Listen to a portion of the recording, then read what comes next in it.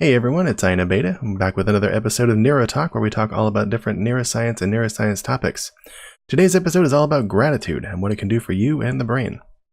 Philosophers and theologians taught the benefits of showing gratitude long before neuroscience got a hold of the idea. Today we all know it as something that's seen as nice to do or very polite, and that kind of sounds how ingrained in our culture it is, and probably cultures the world over. In researching gratitude, I found some interesting descriptions. One of them is gratitude is a thankful appreciation for what an individual receives, whether tangible or intangible. With gratitude, people acknowledge the goodness in their lives.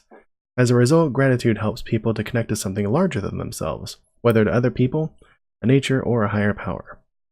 Another description is, we show gratitude in order to not seem like a freeloader, to show other people that we're fair partners in exchanges, and to appreciate and acknowledge what they've done for us.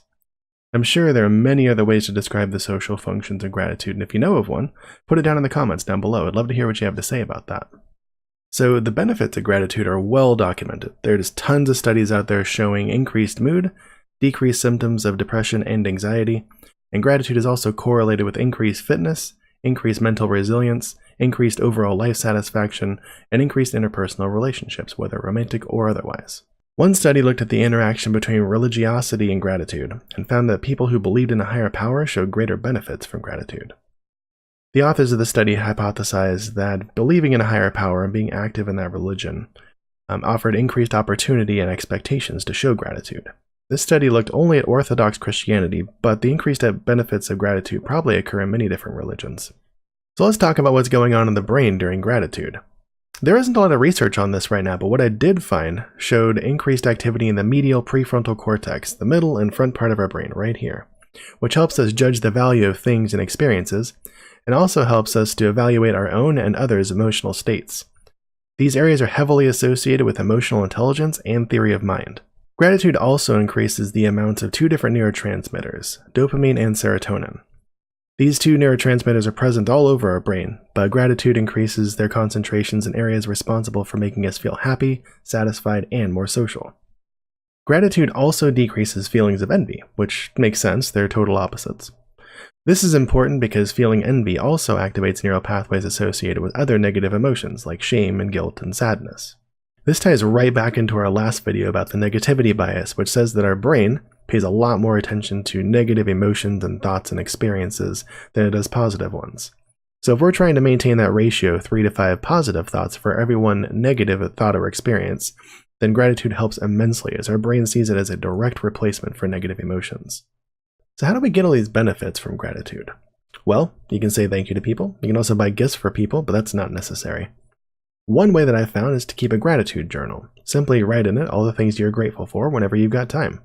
Not only do you get the benefits of gratitude by writing things in the journal, but next time you're in a depression downswing or you've had a tough life event and it's hard to think of things to be grateful for, you just crack open your journal and boom, you got a list of things to be grateful for right there.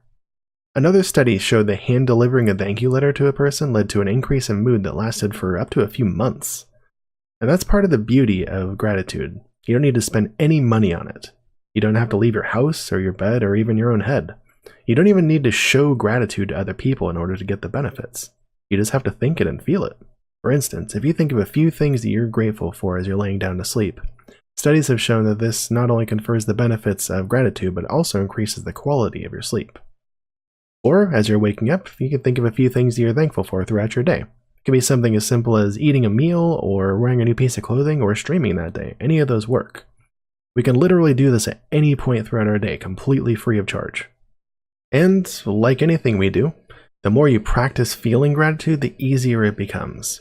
This is especially important when you're having a rough time and it's very difficult to think of something to be grateful for. There are always going to be days like this, but there's always something to be grateful for. It can be the breath you just took, the food you just ate, or, like Gary Vaynerchuk says, be grateful that you were born in the first place, because that borders on impossibility by itself. So if you're a streamer like me, then gratitude is even more important. Not only do you get all the mood benefits we already discussed, but it's a great way to show the abundance mindset that we discussed in the last video.